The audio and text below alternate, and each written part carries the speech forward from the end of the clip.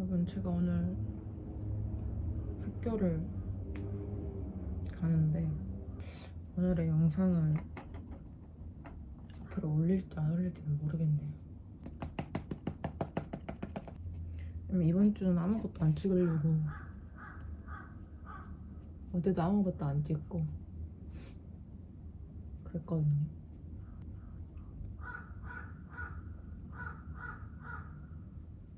뚜뚜뚜뚜뚜뚜. 제가 오늘은 학교를 한 40분 일찍 갈 건데, 일찍 가는 이유는 PPT를 고쳐야 될 것 같아요. 제가 오늘 발표를 하는데 그 발표 PPT 내용을 좀 고쳐야 될 것 같거든요.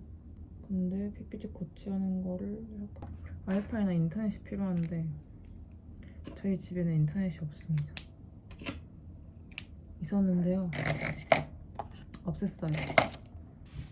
제가 전에 그 와이파이 빌렸던 포켓 와이파이 회사가 있는데 소프트뱅크였거든요. 근데 이상한 게 제 집 주변에 인터넷 신호를 받을 수 있는 그런 기지국이나 그런 게 없대요. 그 서비스 에리어 같은 거 가봤는데 막 신주쿠 이런 데는 엄청 다 빨갛고 신호가 빵빵한데 저희 집은 신호가 연한 게 아니라 없어. 그냥 빨간색이 아니에요. 그냥 없는 거예요, 신호가. 이게 무슨 21세기에 맞는 말입니까? 그래서 결국은 와이파이를 해지를 했죠. 그래서 집에 와이파이가 없기 때문에 제 거 핸드폰으로 그 핫스팟 켜가지고 해야 되는데 그 핫스팟도 한 달에 60기가밖에 못 써요. 제 거 핸드폰에서의 데이터는 무제한인데 핫스팟을 킬 수 있는 그거는 60기가까지여가지고 제가 그 60기가를 다 써버렸습니다. 그래서 핫스팟은 연결할 수 없기 때문에 학교를 가야 됩니다. 학교 가서 조금 수정을 하고 그 수정한 거를 발표를 할 것 같아요. 가방을 챙겨보겠습니다.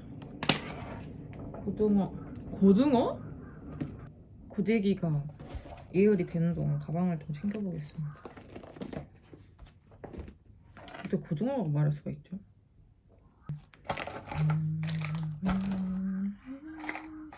아침부터 까마귀가 왜 그런다냐. 사실 까마귀가 울었던 거는 아침부터 맨날 그러긴 했죠. 이제 와서 새삼.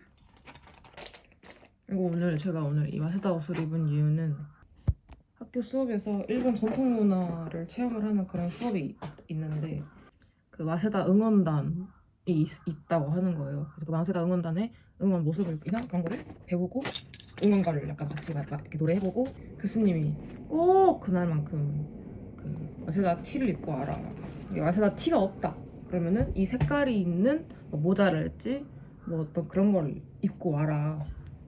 그러니까 저는 작년에 교환학생 섰을 때 샀던 그 옷이었어가지고 근데 그냥 이렇게 가는 거야? 아, 뭔가 좀 민망한데. 그래서 원래는 제가 옷을 2개를 가져가려고 그랬어요. 어차피 그 수업이 오후 수업이어가지고 그냥 평범하게 옷을 입고 있다가 오후 수업에만 잠깐 옷을 갈아입을까? 근데 그렇게 하자니 옷을 갈아입으려면은 또 옷을 가져가야 되고 뭐 쇼핑백 같은 거 챙겨야 되고 그러니까 귀찮음이 창피함을 잊어버렸다. 뭐래. 왜 이렇게 진짜 오늘 생각하는 대로 말하지? 귀찮음이 창피함을 이겨버렸다. 잊어버려도 맞는 것 같은데? 제가 이 옷을 작년에 교환학생 때 샀었을 때 밖에 입고 나가기에는 좀 민망하고 뭔가 좀 사기만 하고 집에서 잠옷처럼 입었었거든요. 그래서 이렇게 밖에 입고 가는 게 오늘이 처음이에요.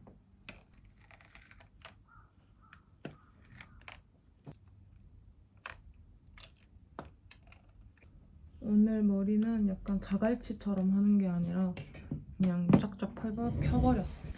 가볼까?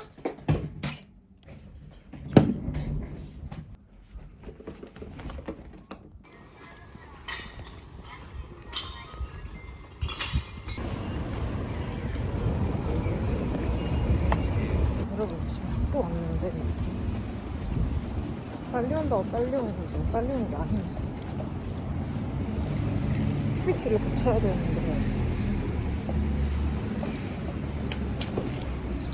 お願いします。このタイトルが私すごく気に入りました。皆さんどうですかこのタイトル。あるワンオクロックのファンのつぶやき、めっちゃおしゃれじゃないですか。ね、おしゃれなタイトルですよね。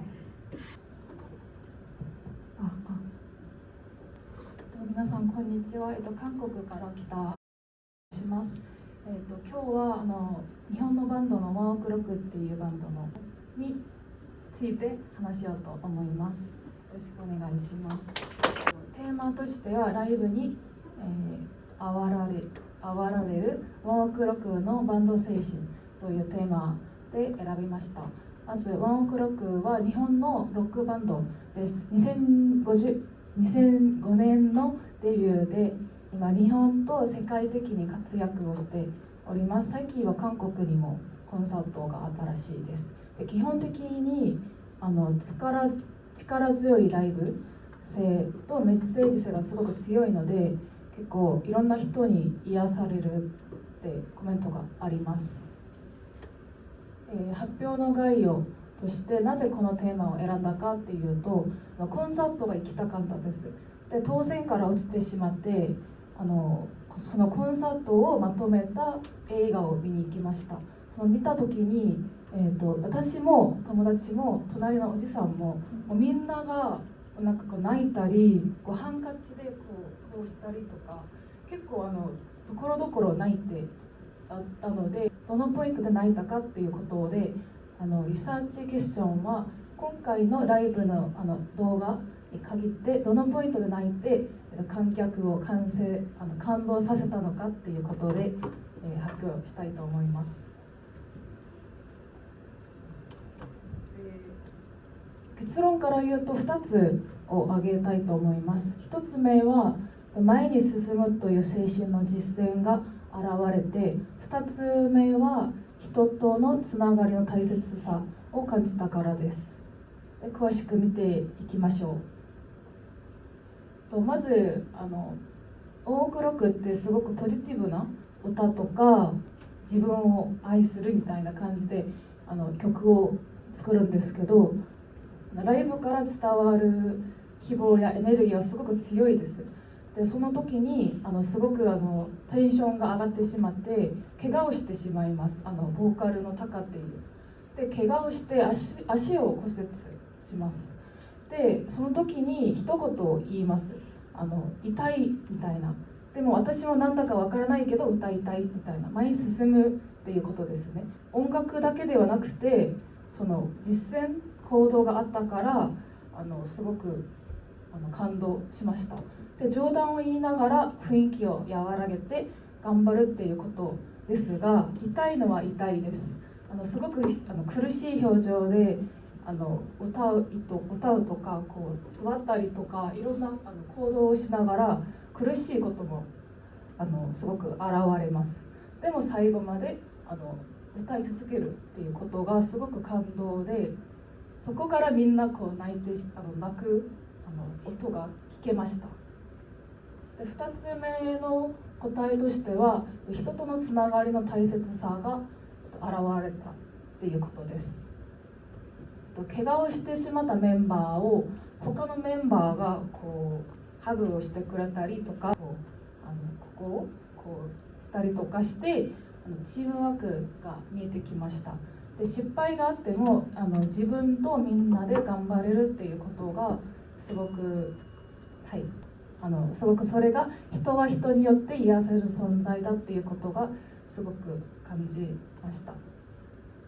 リサーチクエスチョンはどのようなポイントで感動させたのか、どのようなポイントで私と隣の人は泣いてしまったっていうことが決したんですけど、そのまとめとしては有名人で音楽とかいろんな楽器を使って感動することもあるんですけど、このライブの映画に限っては負傷しながら、歌い続ける姿と支え合いの人と人とのつながりが私もいけるとか頑張れるっていう希望までつながっでそこから感動を感じたのではないかと思いました。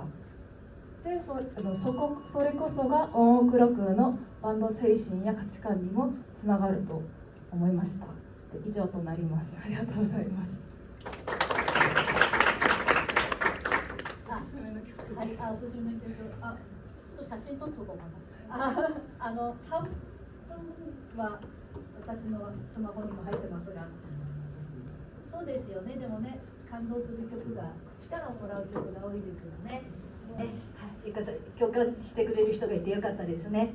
はい、だからさっきのもちろん発表本当に素晴らしかったんですけど、まずこのリサーチクエスチョンを出して、そしてそれを、リサーチクエスチョンの答えを出すためのそれをなんか目次として、そして、それぞれの答えを出したというこの構成が素晴らしかったと思いますけど、さっきの発表も素晴らしかったけど、そのリサーチクエスチョンの答えがちょっと、じゃあ何なのかっていうのがはっきりちょっと、それをはっきり示されてなかったので、何かなっていうところがあればより良かったというふうに言いました。でも発表としては素晴らしかったんですけど、でもこの発表は、その目次とリサーチクエスチョンの答えがすごくはっきり、示されて、いるので、構成としてこのような構成を多分私、20年間、早稲田で教えておりますが初めてだと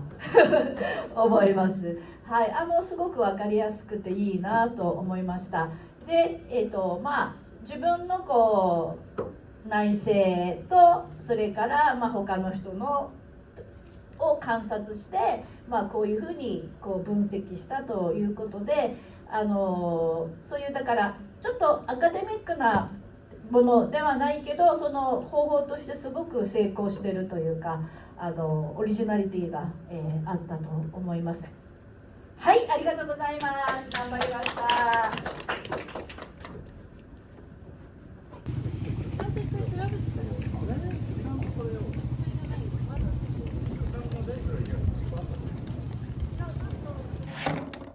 여러분 지금은 5시 20일 5월 22일 12시 1분입니다. 빨리 준비를 해야 돼. 오늘 8시 50분에 1교시 수업을 시작을 했습니다. 당연히 온라인 수업이었기 때문에 집에서 들었지만 이제 오후 수업이 대면 수업이기 때문에 학교를 가야 하는데 편집하다가 시간 가는 줄 모르고 약간 도수 맞게 썼냐? 이거 오른쪽이잖아. 저에게 지금 8분이라는 시간이 있습니다. 8분 동안 화장과 고데기를 다 할 수 있을 것인가? 꼭 이럴 때 안 껴진다. 저 나름 렌즈 낀지 7년, 6, 7년이 돼가는 사람인데 이렇게 바쁠 때면 또 안 껴질 때가 있어요. 피부는 끝났어요. 자, 이제 눈썹하고 입술만 바르면 돼. 살 샀어요. 지금 제 얼굴이 영상에는 그렇게 안 보일 수도 있는데 와, 진짜 트러블이 장난 아니다. 눈썹은 대충 그렸고요. 정말 대충 그렸어요. 나 그냥 나갈 수 있는 정도만. 뜨거워? 열됐구만. 오케이. 아직 3분 정도 남았거든요. 3분이면은 노래 하나 부를 수 있는 시간이잖아요. 꽤 긴 시간이라고. 바쁘지만 앞머리 쪽은 짱짱하게 하겠습니다. 오늘 옷은 약간 나무. 손 씻고 올게요.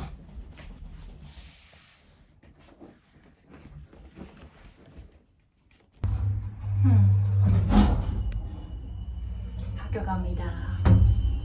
와우.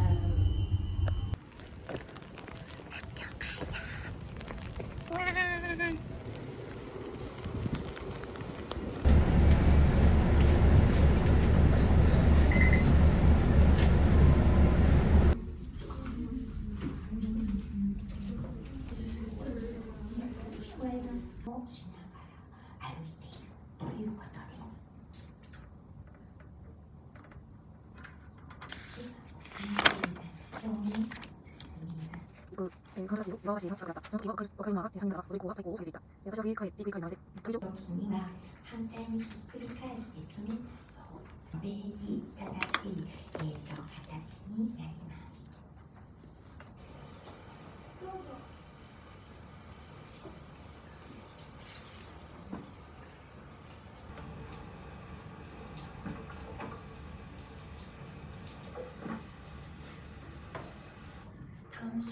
다음 수업 갑니다. 앞머리 빗고 싶어.